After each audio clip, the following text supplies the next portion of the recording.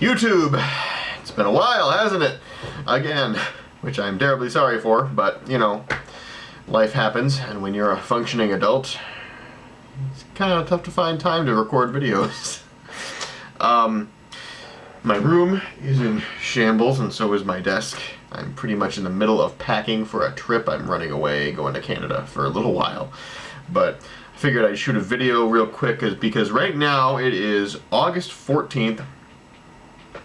About 5 months since the medial sesamoidectomy on my right foot.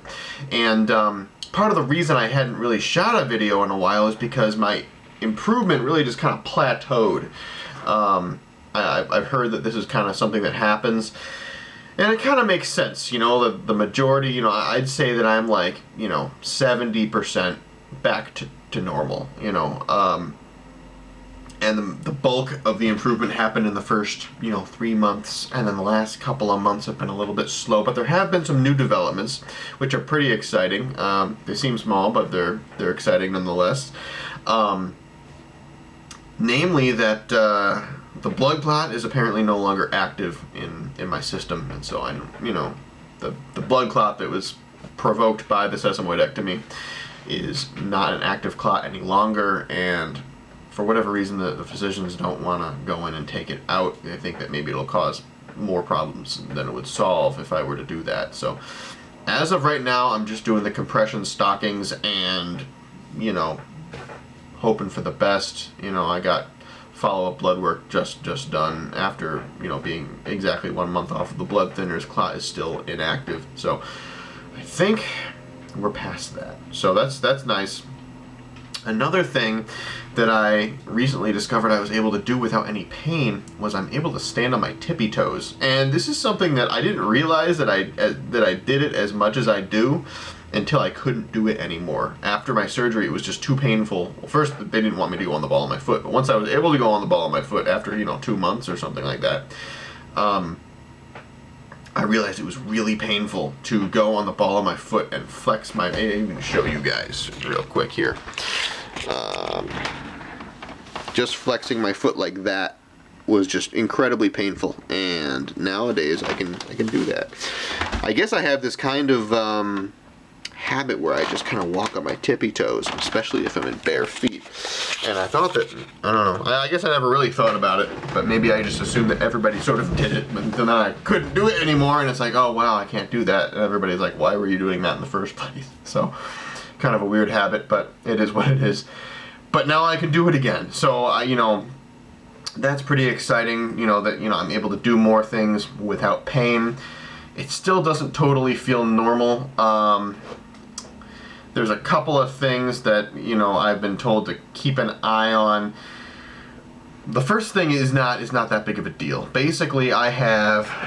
Grab the camera again. There's my dog, Casper. Basically, so the incision was right here, and I have an issue where basically if I tap the incision site, I can feel tingling at the tip of my toe. So I think something happened with the nerves.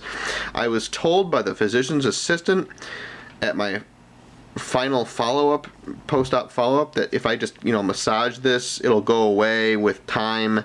It'll go away with time anyway, but this will kind of speed the process up. I guess the nerves still have to heal or something like that. Another issue is, he said that he took a look at my foot, and he said it looked kind of like my big toe might have been drifting a little to the side. It's kind of tough to even notice, but he said basically if it continues to drift, what we're going to want to do is put a spacer. You get these little soft silicone spacers you fit in between your big toe and the first little toe, and that will prevent it from drifting any further, or, you know, kind of help it settle into a normal spot. The issue is basically the sesamoid bone functions as a pulley for the tendons that control the toes. So now that pulley is gone, the tendons are just loose and right through there. So, you know, in some cases what will happen is people will have pretty serious drifting of the toe, and when that happens, you know, the toe will be pushed over to one side on its own, and that can cause issues with bunions building up in the joint, and that's just a real pain to deal with. They said basically to avoid having that happen, if I really do have a drifting problem, maybe 2 years down the road, they can actually do another surgery, go in and tighten up the tendons to make my toe straight again. And this is a pretty invasive surgery, in pretty much in the neighborhood of severity to the sesamoidectomy itself. So it would be like probably just as expensive, probably the same recovery time. So it's kind of a big deal. So it's not something we would do, 7 months after the sesamoidectomy, and it's like, oh, I'm drifting a little bit, let's get it fixed. No, it's a pretty big deal to get that fixed. So that's a road that I'm going to go down if I have to. I don't want to, but I don't want my toe to be deformed and pushed over. So we'll see what happens with that. As of now, I'm able to walk around and I'm able to hike. I plan on doing some hiking on my vacation to Canada. And I found I have a new job, a new situation, so I'm actually leaving my current job for a new job that is a lot less strenuous, a lot of, it's kind of like a desk job, and a little bit more. But I plan to walk to it, so I'll be getting exercise. But that's where I'm at right now. My life is sort of changing. It's kind of in transition.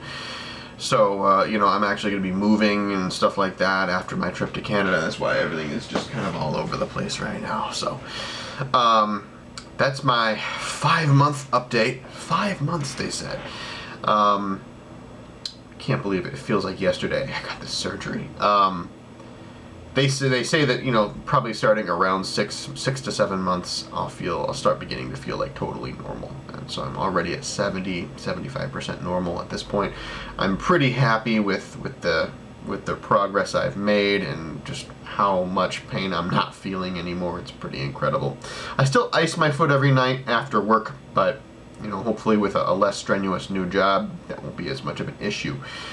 So I'll probably post another video at some point, maybe in the next month or so. We'll see where we're at, especially at 6 months, because that's where they said should start feeling totally normal. We'll see where I'm at. Thanks so much for watching. It's been a long journey, and I think the worst is over. So I'll talk to y'all next time.